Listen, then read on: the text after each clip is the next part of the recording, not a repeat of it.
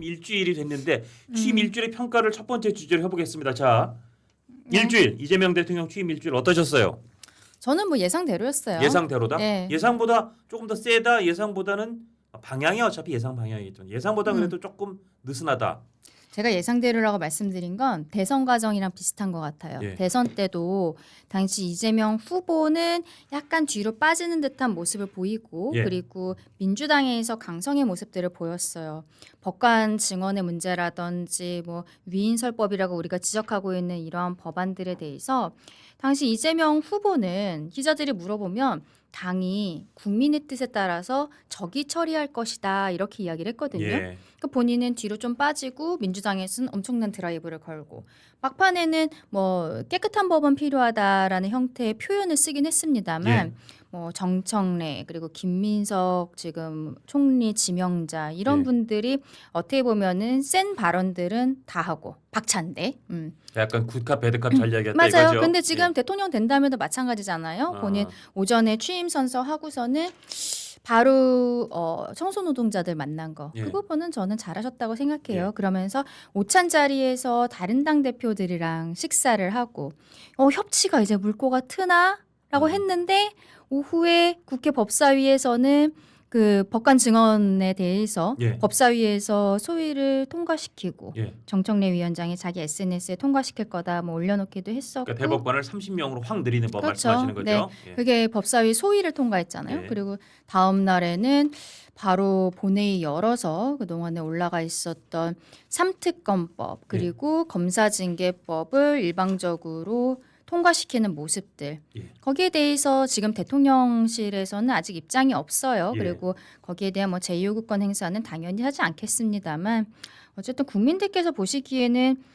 대통령은 착한 역하고 민주당은 뭐 악역하고 그러면서 대법관 증언도 대통령이 일단은 조금 자제시켰다라는 형태로 박찬대 원내대표가 이야기하기도 했잖아요. 예.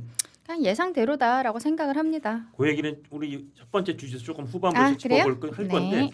저는 그게 진짜 뭐 이따가 나오겠지만 그 요걸 한번 먼저 보여주세요. 사실 요거 좀 뒤에 다루려고 했는데 저 그날 출구조사할 때 그 집중 출구조사로 했던 그 저 재판 계속 진행돼야 재판 계속 되는가? 이 그쵸. 결과가 굉장히 좀 의미가 저 있었던 것 이게 같아요. 그러니까 그 준비한 거 있죠. 어떻게 방송 3사에서 이런 깜찍한 생각을 글쎄 했을지. 말이에요. 저는 아마 이 조사가 이렇게까지 재판 계속해야 된다가 많이 나올 거라고는 그러니까 저게 그날 대통령 선거하던 날 출구조사 하는 김에 한 거예요. 저걸 그렇죠? 그렇죠. 그날 하면서 전체적으로는 계속해야 된다 63%인데 그러니까 저게 이제 물론 이게- 한 그때 10만 명 했다는데 10만 명 다 한 건 아니고 한 60곳 투표소 60곳에서 5,190명 그래도 표본이 커요. 그렇죠. 우리가 네. 보통은 여론조사할 때 한 1,000명에서 3,000명 정도. 3,000명만 해도 3,000 굉장히 큰 샘플도 조사인데 맞아요. 3,000 샘플도 사실은 굉장히 많다라고 이야기를 하는데 이게 지금 5,200명 샘플이면 여러분 뭐 통계 해보신 분 아시겠지만 1,000명일 때의 표본 오차가 그 딱 찍힌 점에 플러스 마이너스일 때면 3.1%면 이게 이 표본이 확 늘어났어요. 5,000명이면 제가 정확한 숫자는 모르겠지만 이를테면 재판 계속해야 한다가 지금 63.9년 63.9 플러스 마이너스 한 2% 안쪽 그러니까 한 61에서 65, 6 요 사이 굉장히 좁아지죠. 그렇죠. 그 안에 들어갈 확률이 전체 여론이 실제 여론이 그럴 확률이 95%가 되니까 굉장히 정확도가 높은 조사인데 저기서 자 말씀 이어주시죠. 그렇죠. 저기서 의미 있는 거는 민주당, 그러니까 이재명을 찍으러 투표소에 오신 분들도 42.7% 러프하게 보면 반 정도는 재판은 그래도 계속해야 되는 거 아니야? 그러니까요. 그러니까 본인들을 지지해 주신 분들도 저런 생각을 갖고 계시다는 거예요. 전체로는 100명 중에 64명, 64명이 계속해야 된다고 그렇죠. 중단해야 된다는 사람은 4명 중에 1명꼴이고 10명 중에 1명 모르겠다. 그러니까 정말 한 3명에 2명은 재판 계속 해야지 무슨 얘기야? 맞아요. 라고 말씀하신 거예요. 민주당, 국민의힘 뭐 지지자 할 거 없이 다 통합해서. 그러니까 민주당에서 형사소송법을 개정을 해서 대통령으로 이제 당선이 됐으니까 예. 모든 재판이 중지된다. 그리고 공직선거법을 개정을 해서 일단 당선 목적 허위사실 공표에 있어서 예. 행위 부분은 삭제하겠다. 예. 이런 이야기들을 이제 법안 처리하겠다라고 이야기를 하고 있는데 또 재미있는 건 이번 선거 막판에 또 막 구설수들이 있었잖아요. 그렇죠. 예. 커피 원가 120원 논란이 있었을 때 우리 김용태 국민의힘 비대위원장이 이거 커피 파시는 소상공인들이 너무 폭리 취하는 것처럼 이렇게 이야기하는 거 아니냐. SNS 올렸더니 낙선 목적 허위 사실 공표로 고발을 하는 거예요. 그러니까요. 그리고 이준석 개혁신당 후보도 토론회에서 저는 뭐 말하는 그 형태는 잘못됐다고 생각합니다만 어쨌든 그 아들의 악성 댓글에 대해서 지적을 했는데 여기에 대해서도 낙선 목적 허위 사실 공표다. 그럼 뭐가 허위 사실입니까? 물어보니까 이 표현은 남성을 지칭하는 건데 그러니까 저희가 지금 이 방송에서도 구체적인 건 다루기 이해- 어려울 정도로 굉장히 이해가 안 되는 민감하고 굉장히 성적 그 일탈도의 표현이 굉장히 과하죠. 과한 일탈인데 그게 이준석 후보는 여성 관련된 맞아요. 얘기처럼 얘기했으나 그렇게 실제로는- 권영국 후보한테 물어봤으니까. 실제로는 남성이니까 그 허위 사실 아니야. 이렇게 법적으로 이제 다투고 그러니까 나온다는 그것도 거예요. 되게 어처구니가 없다라고 저는 생각합니다만 자기 관련해서는 당선 목적 허위 사실 공표에서의 행위는 삭제하겠다면서 상대방 후보와 상대방 당 대표에 대해서는 예. 너네는 그 규정이 달라. 당선 목적이랑 허위 그 낙선 목적이랑 항이 다르거든요. 예. 항이 다르니까 니네 처벌 규정은 그대로야라는 전제하에 고발을 하는 거잖아요. 국민들께서 보시기에 너무 얼마나 어이가 없어요. 이런 이제는 것들이 너무 식상한 표현처럼 된 민주당은 내로남불의 전형 아니냐라고 할 때 정말 내가 하는 허위 사실 그죠. 공표는 행위에 관한 거는 법도 없애겠다고 하면서 남이 하는 건 너는 당선 아니라 낙선이 하는 거니까 이러면서 내가 하면 로맨스 남이 하면 불륜이라고 하는 게 더 극적으로 이렇게 딱 투영된 사안 같아서 솔직히 보기에 불편했어요.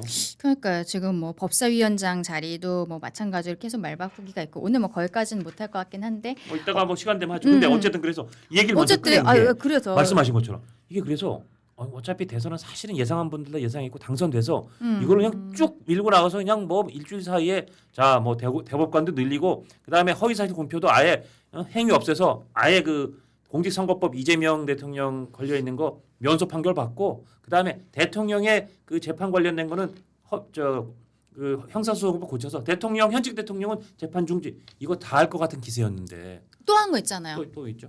헌법재판소 재판관 문제. 그러니까.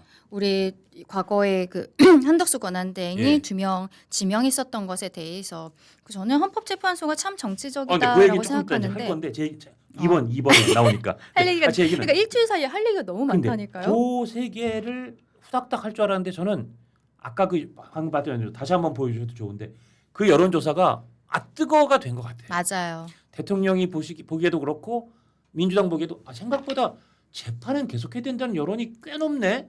심지어 민주당 지지하는 사람도 대답한 사람 중엔 다니 계속해야 된다 그러네. 야 이거 우리가 막 함부로 공직선거법 고쳐 행위 없애 자 형사소송법 고쳐 대통령 재판 중지해 이렇게 함부로 하다가 역풍이 올 수 있다. 그러니까. 왜냐하면 의미가 컸던 것 이게 같아요. 그리고 우리 득표율도 봤을 때는 러프하게 보면 반반이에요. 예. 반은 이재명을 지지하지 않았는데 살짝 과반수가 지지하지 않았죠. 예, 그러면은 이분들이 지금 아직 이재명에 대해서 너 어떻게 하는지 내가 두고 볼 거야. 대통령이니까 이제 호칭을 예. 붙여주시는 걸로. 이 대통령에 대해서 예. 눈을 부릅뜨고서 지금 아직은 보고 계시는 상황인데 예. 근데 지금 상황에서 초반에 아무리 드라이브를 건다지만 너무 과한 거 아니냐는 예. 이야기가 있는 거죠. 그리고 저는 한 가지 더 있는 것 같아요. 지금 민주당 입장에서는 약간 시간을 벌었어요. 왜냐하면 이재명 대통령이 G7 가기로 했거든요. G7이 이제 캐나다 시간으로 15일에서 17일인데 우리 공직선거법 파기환 송심이 6월 18일이에요. 맞아요. 그러면 이거는 어차피 재판을 할 수가 없습니다. 그러니까 무조건 연기되겠죠. 예, 이거는 솔직히 뭐 여야 없이 그리고 우리 국민들께서도 어느 정도는 이해해 주실 수 있는 상황이라고 보기 때문에 예. 그러면 이제 일단은 민주당에서 뭘 할 게 아니라 피고인 이재명의 변호사들이 있잖아요. 예.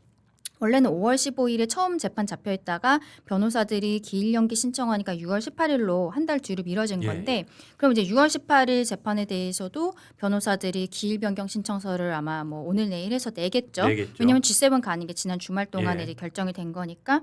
그러면은 이제 재판부 입장에서는 이걸 받아줄 수밖에 없는 거예요. 근데 지금 민주당에서 하는 말은 한 달 뒤, 보통은 한 달 뒤쯤으로 잡거든요. 한 달 뒤로 잡을 게 아니라 아예 기일을 잡지 마라. 추정해 버려라. 소위 추후 지정을 추정을 추정해를 하라는 거예요. 실제로 그 위증교사 사건 항소심 같은 경우에는 항소심 재판이 추정되어 있어요. 다른 재판 아직 안 잡혀 있어요? 네.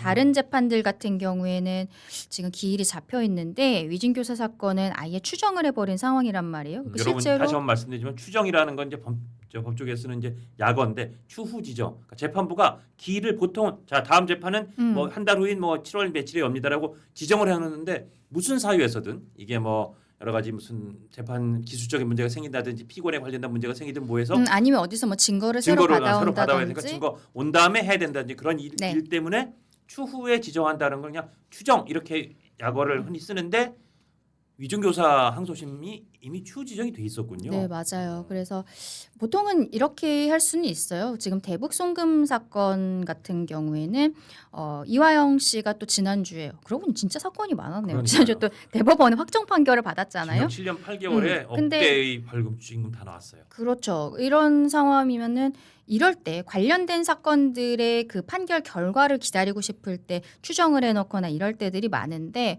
위증교사 사건은 더 이상 기다릴 사건은 없는데 어쨌든 지금 추정이 되어 있는 상황이고 그러니까 추정을 하고 민주당 입장에서 하고 싶은 얘기는 5년 임기 끝나면 그때 기일 잡으라는 거예요. 지금 그런 형태로 압박을 하고 이런 있거든요. 시나리오 같아요. 어차피 욕을 덜 먹는 게 좋으니까 그리고 법을 계속 이런 거 막 아까 얘기한 형사소송법 개정안 대통령법 대통령 재판 중지법이죠 일종의 그런 거 막 통과시키면 분명히 역풍이 불 것 같으니까 아까 여론조사도 있고 재판부가 알아서 추후 지정으로 그냥 아예 이건 헌법 84조 생각해도 그렇고 현직 대통령 재판은 안 하는 게 좋겠어라고 재판부가 알아서 아마 그리고 6월 18일 지금 돼 있는 공직선거법 재판부가 이거는 나중에 다 천천히 잡을게요로 그냥 안 하고 있으면 아마 다른 재판들도 그 첫 재판부가 그러면 아니 저 공직선거법 박연송심 재판부는 저렇게 날짜 안 잡는데 왜 굳이 당신 재판부만 잡아라는 또 그러니까 거기가 한번 딱 본물 터지듯이 거기서 추후 지정 그러니까 사실상 재판 기일 안 잡기를 하면 사실은 그러면 정말 손 안 대고 코 푼다고 굳이 막 대통령 금지법을 막 안 만들어도 되니까 그걸 한번 볼 것 같아요. 근데 그러니까 지금 민주당에서 요즘에 스탠스가 바뀐 거예요. 법안을 계속 처리를 할 것처럼 하다가 최근에 민주당 의원들이나 패널들이 방송에서 계속 그렇게 얘기하거든요. 재판부에서 알아서 기일을 지정하지 말아야 된다라고 이야기를 하고 있는 게 또 그리고 기일 지정하면 어떻게 하겠어요? 탄핵시키겠다고 하겠지. 지금 뭐 지기현 부장판사에 대해서 이야기하는 것처럼 그런 형태로 압박들이 가게 되지 않을까라는 생각이 드는데 어쨌든 참 답답하죠. G7을 가는 거는 뭐 당연히 환영해야 되는 일이고 우리 국격에 대한 문제라고 생각을 합니다만 대통령이 그렇다면 정말 대통령 되기 전에 본인 사건들 빨리 정리해달라고 말씀을 하셨었던 것이 국민에 대한 예의가 아니었을까라는 아쉬움이 계속 큽니다. 그러니까 재판부가 알아서 재판을 그냥 중단시킨다. 이게 첫 번째. 그렇죠. 그게 만약에 재판부가 좋죠. 할 것 같으면 뭐 일단 재판부를 개별적으로 뭐 탄핵 같은 걸 압박할 수도 있지만 그럼 알았어. 형사소송해서 대통령 재판 중지법을 통과시킨다. 그런 두 번째의 방어벽이 있을 거고 그러고도 혹시 그런 거에서도 뭐 뭔가 하여튼 이걸 헌법재판소로 가져가고 그러면 일단 헌법재판관들을 다 측근들로 임명해서 이제 좀 헌법재판소를 지배력을 강화시키는 상태에서 아마도 대법관 증언을 해서 혹시라도 이게 대법원으로 가더라도 친현직 대통령, 친 이재명 대통령의 대법관들을 좀 많이 확보해낸다는 세 번째 방어선을 만들어 놓고 만에 하나 거기가 뚫리더라도 그러면 대법원 재판도 제 4심처럼 사실상 4심처럼 그렇죠. 헌재를 올릴 수 있도록 해놓는다. 이러한 서너 가지의 방어선을 이렇게 예비해 놓고 지금 하나씩 해놓는 게 아닌가 그런 생각이 들어요. 좋은 말로는 꼼꼼한 거죠. 그러니까 84조의 해석과 관련해서 형사소송법의 규정을 만들려고 하고 있는데 만들겠다는 것 자체가 불소추 특권에 대한 해석이 헌법재판소에서 이재명 대통령이 원하는 대로 안 나올 거라는 게 예상이 되니까 형사소송법을 만드는 거고 근데 또 형사소송법을 만들었지만 이게 또 혹시 위헌 결정이 나올 가능성이 있으니까 아예 공직선거법에 있어서 처벌 규정 자체를 삭제해버리자. 이런 형태로 지금 세겹 네겹으로 방어선을 플랜 B, 플랜 C 물샐 틈이 없도록 그렇게 하는 거죠. 근데 답답한 거는 워낙 거대 여당이다 보니까 본인들이 법안을 통과시키고 그다음에 대통령이 제2요구권 행사하지 않음으로써 처리할 수 있는 게 너무 많은 거예요. 그러니까 결국에는 공직선거법 파기환송심의 재판부가 이 기일을 언제로 연기할지 정말로 추정을 시킬지 이런 것들을 지켜봐야겠습니다만 참 아까 우리 봤던 저 여론조사 그 여론조사 또 보여주세요. 예. 민주당을 지지하고 이재명 후보를 당시 대통령으로 이제 예. 찍어주었던 분들조차 러프하게 한 반 정도, 42% 정도는 그러니까 전 이건 봐도 재판 봐도 계속해야 된다라고 예. 생각하시는 거 이거 정말 역풍을 생각하지 않을 수가 없겠다라고 생각합니다. 저 여론조사를 보는 순간 대통령이나 대통령 지금 이제 대통령실 뭐 들어가는 하여튼 측근 내지는 민주당의 지도부도 야 이게 생각보다 딴 건 다 우리 뜻과 우리 예상대로 됐는데 왜 이렇게 재판 진행해야 된다는 여론이 많어? 야 64%나 돼? 아니 민주당 우리 당 지지자들도 43%나 계속해야 된다고? 이거 어떡하지? 조금 좀 아뜨고 내지는 이거 조금 야 속도 조절 해야겠다. 속도를 좀 낮춰야겠다. 함부로 밀어붙이면 안 되겠다. 그 생각을 한 게 아닌가. 그래서 그 지점이 지금 제가 볼 때 이 정부의 첫 번째 굉장히 중요한 변곡점이 될 수도 있겠다는 생각이 들어요. 그러면서 이제 헌법재판관에다가 본인 사건 했었던 변호사를 그거 이번 주제. 주말에 나온 거는 우상호 정무수석, 오광수 민정수석, 네. 이규현 홍보수석이 옛날 홍보수석. 자, 이를 포함한 지금 대통령실 그 인선은 지금 상당 부분 진척됐어요. 어떻게 평가하세요? 일단은 우상호 의원이 정무수석이 됐다는 예. 거는 저는 그래도 좀 높게 평가하고 싶어요. 아. 이분이 워낙 선수가 높으셔갖고 4선이셨을 거예요. 사선이죠? 예. 그래서 정무수석이 재선에서 3선 정도 하시는 분들이 갈 텐데 4선인 분이 갔다는 거는 뭐 나름대로 고심이 있었다는 거고 예. 작년 총선에 이제 스스로 불출마 선언을 하셨잖아요. 예. 그러면서 본인이 이제 서대문 지역이니까 청년 전략 지역으로 민주당에서 지정을 하면서 그때 또 재밌는 사건이 있었죠. 결국 마지막에 최종 후보 뭐 몇 명으로 추리는 과정에서 처음에 나온 명단과 다음 날 아침에 발표된 명단이 달랐잖아요. 거기서 들어간 게 그 대장동 막내 변호사 김동아. 김동아가 거기가 원래는 지역군요. 예. 예, 명단에 없었는데 다음 날 갑작스럽게 기존의 명단에 있던 사람 중에서 한 명이 그동안에도 계속 있었던 뭐 문제라고 표현할 수도 없는데 그 안희정 의원실의 그 김지은 씨 지금은 예. 개명을 하셨다고 하니까 김지은 씨와 관련해서 뭐 문제가 있는 것이 아니냐 이런 얘기들이 있었고 본인은 계속적으로 거기에 대해 다 소명을 해왔는데 갑작스럽게 그걸 이유로 그 김동아로 넣어버린 거죠. 예. 그리고 그 다음에 이제 아마 여론조사를 돌렸을 거예요. 근데 김동아 변호사가 그 대장동 재판에 막내 변호인으로 있었다는 것을 당원들이 다 알고 있었기 때문에 이제 몰표가 나왔던 거죠. 그리고 예. 그 과정에서 원내로 들어갔는데 어쨌든 우상호 의원이 생각하셨던 본인의 지역구를 깨끗하게 물려주고 싶다라는 취지에는 맞지 않는 과정이었다고 생각합니다만 예. 그런 부분들이 있었고 그리고 이분이 그때 그 다음에 나오신 다음에 서울시장이나 강원도지사 예. 생각하시는 것 같다라는 얘기들이 계속 있었거든요. 예. 그러니까 뭐 아무래도 정무수석으로 지내시다가 내년 지방선거 때 아마 뭐 강원도지사로 출마를 하지 않으실까 생각하는데 근데 그래도 사람들이 그동안에 지금 관심 있는 건 강훈식 실장하고 11살 차이예요. 강훈식 실장보다 11살 그분이 워낙 젊으시니까 젊고 11살 차이에 어쨌든 장관급인 그리고 비서실장은 11살 아래고 그다음에 아마 강훈식 비서실장이 처음 초선할 때 이미 요번에 정무수석이 된 우상호 수석은 3선인가에서 원내대표를 할 때였으니까 정말 그 당시로는 하늘과 땅 정도의 그렇죠. 이 경력 차이, 소위 짬밥 차이였는데 이게 역전된 부분도 사람들이 재밌게 볼 것 같아요. 그럴 수도 있는데 강훈식 실장을 일부러 좀 젊고 진취적인 이미지를 보여주고 싶어서 비서실장으로 임명을 한 게 아닌가 싶어요. 예. 근데 그 와중에 또 강훈식 실장의 전과가 드러나면서 그러니까. 무면허 운전이나 막 예. 아까 지금 거기도 그렇고 김민석 그 총리 지명자도 그렇고 이렇게 사람들이 전과가 있어야 좀 화마평이 또 김경수 지사도 있잖아요. 이게 뭔가 전과가 있으면은 우대를 받는 것인가 경험자 우대해 주는 것처럼 그런 얘기들 있는데 어쨌든 근데 이제 우원식 정무수석 같은 경우에는 그래도 저는 잘 하실 거라 생각해요. 그동안에 방송에 굉장히 출연을 많이 하시면서 이재명 대표 체제, 이재명 대표 민주당 체제에 대해서는 계속적으로 좀 불만 섞인 이야기들을 쓴소리를 많이 해주셨는데 그러니까. 이런 분이 정무수석으로 갔다는 거는 그래도 나름대로의 좀 배려 같은 게 있지 않았나. 다만 오래 계실 것 같지는 않다라는 생각입니다. 우상호 수석이 기본적으로 좀 온화하고 합리적이다 그런 그죠? 평을 받고 네. 소위 아주 친명, 찐명 이런 쪽은 그건 아니죠. 아니시거든요. 오히려 네. 아니기 때문에 방송에서 쓴소리를 하셨던 분인데 이분이 들어가셨다는 건 좀 의미가 있는 것 같아요. 근데 이제 예. 우상호 수석이 문제가 아니라 예. 오광수 민정수석 민정수석 어때요? 이분이 지금 예. 완전 핫한 상황이잖아요. 예.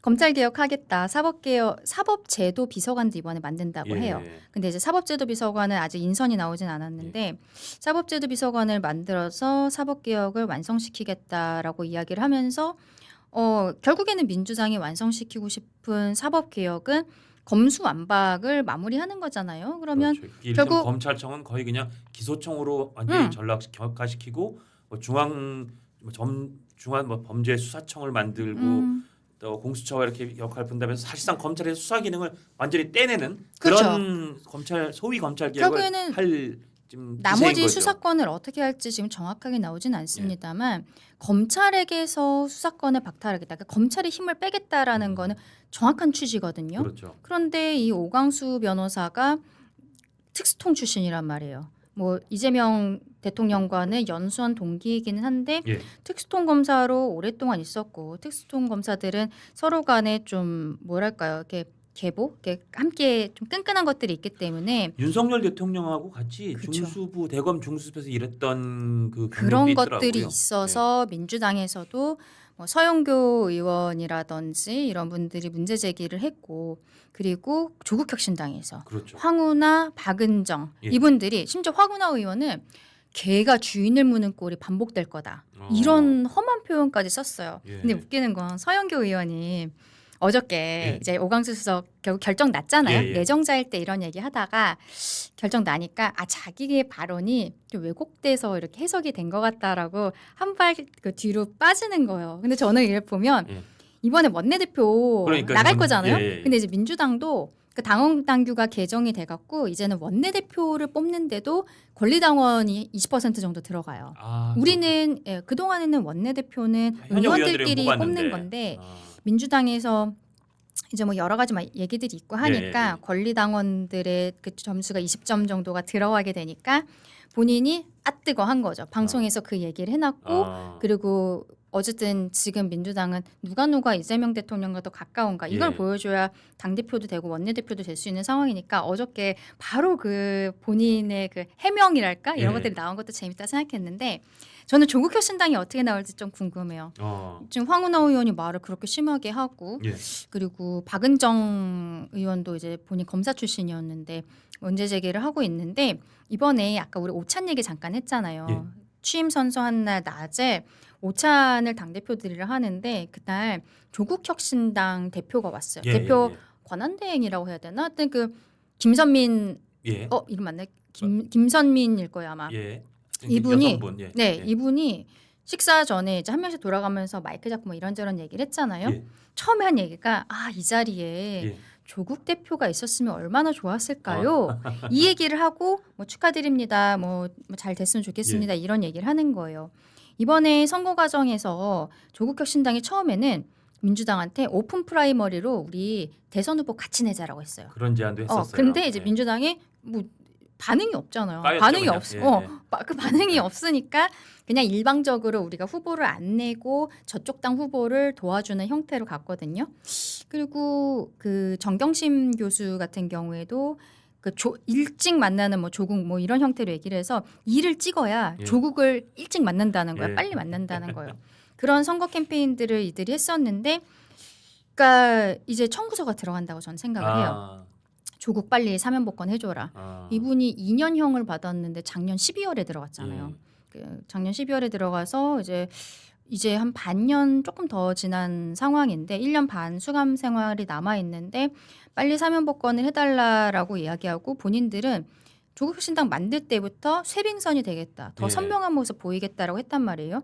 근데 지금 이 오광수 변호사가 민정수석이 되는 것에 대해서 황운하, 박은정 이 사람들이 문제 제기를 하고 있고 그리고 조국도 언제 나올지 모르고 그러니까 지금 조국혁신당을 어떻게 달래줄 것인가 민주당이 정말로 그 교섭단체 요건 완화해주고 이런 것들로 달래줄 것인지 그것도 조금 지켜봐야 될 것 같다라고 생각합니다. 그래서 오광수 민정수석, 이 오광수 민정수석은 그 청주지검장, 대구지검장까지는 어떤 정통 검찰 네. 출신이고 이재명 대통령과 연수원 18기 동기긴 하지만 특수통으로 뽑히는. 그러니까 그래서 민주당과 이재명 대통령이 굉장히 앞뒤가 다른 거예요. 그 검찰의 수사권을 박탈해야 된다라고 하면서 검찰의 수사권을 인정하고 있는 거죠. 지금 하고 있는 게. 지금 특검도 그렇잖아요. 특검 120명 하겠다라고 하는데 검찰에서 수사 잘하는 거 아는 거예요. 그렇기 때문에 저는 사실 그 생각했어요. 120명을 차출하는 거는 일선 검찰청들 그냥 다 마비시키는 거거든요. 예, 다 이제 예. 차출해서 올라가야 되니까.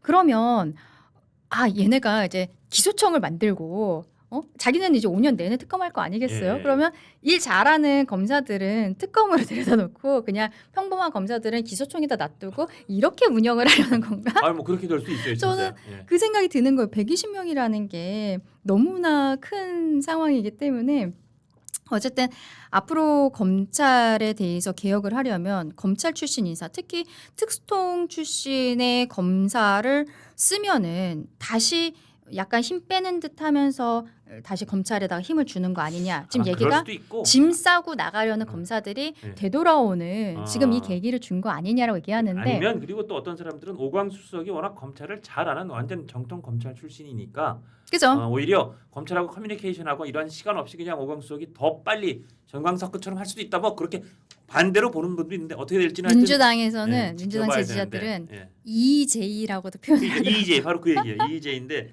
어쨌든 오광수 민정수석의 임명을 두고 민주당 내에서도 또 민주당과 조국혁신당 내에서도 하여튼 뭔가 하여튼 약간 균열의 조짐 같은 게 있을 수도 있었다. 민주당은 이제 없겠죠. 민주당은 이제 선교 이제 꼴이 많았으니까. 민주당에서는 없을 텐데 조국혁신당은 좀 봐야 되고 그래서 어제 인선 발표를 하면서 그 얘기를 하더라고요. 사법개혁에 대한 의지를 확인했다. 그 사상 검증했다는 거지. 사상 검증했다는 거죠. 그러니까 이런 얘기까지 해야 되나 참 자, 그렇다고 우리 첫 번째 생각했습니다. 마지막으로 요두 네. 가지만 간단히 짚을게요. 대통령실 이것도 흥미로워요.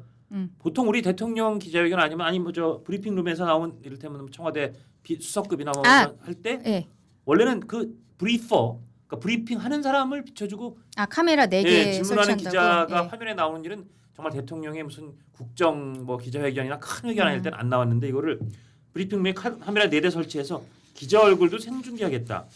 이걸 두고 쌍방 커뮤니케이션이라고 이런 의미를 달았지만 언론에 대한 과도한 뭐 일종의 좌표 찍기가 될 수 있지 않냐 이런 말도 이제 나와요. 뭐 질문하는 기자들 본인들의 마음에 들지 않는 질문을 하는 기자들의 얼굴을 온 세상에 노출을 시키겠다라는 거죠. 저는 뭐 그렇게밖에 받아들일 수가 없다고 생각합니다. 그렇게 보인다. 예. 뭐 좋은 얘기 하고 있어요. 그 대답하는 사람들의 얼굴은 늘 나오는데 질문하는 기자들의 목소리 이런 것들이 국민들께서 잘 안 들린다. 그거는 뭐 이해가 되죠. 저도 그런 생각들을 했으니까. 근데 이게 얼굴을 비춘다라는 게 기자는 뭐 제사의 권력이라고도 하고 저는 크게 드러나지 않는 편이 낫지 않는가라고 생각을 하거든요. 오히려.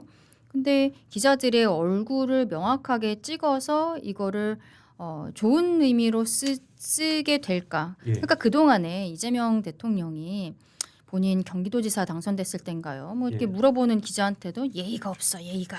맞아요. 그리고 이번에도 대선 캠페인 과정에서 기자회견을 한번 했는데 언론개혁과 관련한 이야기들을 물어보니까 중요한 얘기부터 합시다. 그 얘기를 해서 기자들이 굉장히 벙쪄하고 그러니까 약간 언론에 대한 예의가 없는 것이 아닌가. 오히려 예의가 없는 게 언론이 아니라 대통령과 그 당시 후보와 민주당이 아닌가라는 지적들이 굉장히 많이 나왔고 그건 많은 언론에서 지적을 했었는데 그러니까 이게 카메라 뭐 4대를 설치를 하고 목소리가 다 나가게 하고 이게 취지는 좋습니다만 우리가 가지고 있는 민주당과 이재명 대통령의 언론을 대하는 태도 이게 불안불안하니까 혹시 이게 기자들에 대한 어떠한 좌표 찍기가 될 수 있는 거 아니냐라는 이런 걱정이 들 수밖에 없는 거죠. 그렇게 운영이 되지 않도록 우리가 지켜봐야 되는데 한번 카메라 설치되면은 그거를 뭐 떼지는 않을 거 아니에요. 그러니까 그리고 이제 질문하는 기자들 꼭 대통령에 대해서뿐 아니라 대통령실 관련된 뭐 수석급이나 누가 나와서 브리핑할 때도 질문한 기자가 얼굴이 중계가 된다는 얘기고 그러면 아마 조금 부담스러운 그리고 정부 입장에서 조금 이렇게 듣기에 좀 귀에 거슬리는 그런 질문하는 기자에 대해서는 어쩌면 열혈 민주당 지지층, 열혈 이재명 대통령 지지자들이 좌표 찍기로 맞아요. 큰 비난을 보내는. 네. 그러니까 그 부담을 질문한 기자가 감수해라. 약간 이런 모양새가 될 수 있을 것 같아요. 접해치기가 가능한 게 기자들 같은 경우에 이제 기사를 보면은 이메일 같은 것도 있고 어느 언론사에서 근무를 하는지 뭐 이런 것들이 다 알죠. 예, 알기 예. 때문에 실상 뭐 준공인이라고도 할 수 있는 거예요. 얼굴이 예. 드러나든 안 드러나든 간에. 예. 근데 이게 얼굴이 드러나고 거기에 대해서 사람들이 알아보고 문제 제기를 할 때는 차원이 다른 상황이 될 수 있다라고 생각합니다. 알겠습니다.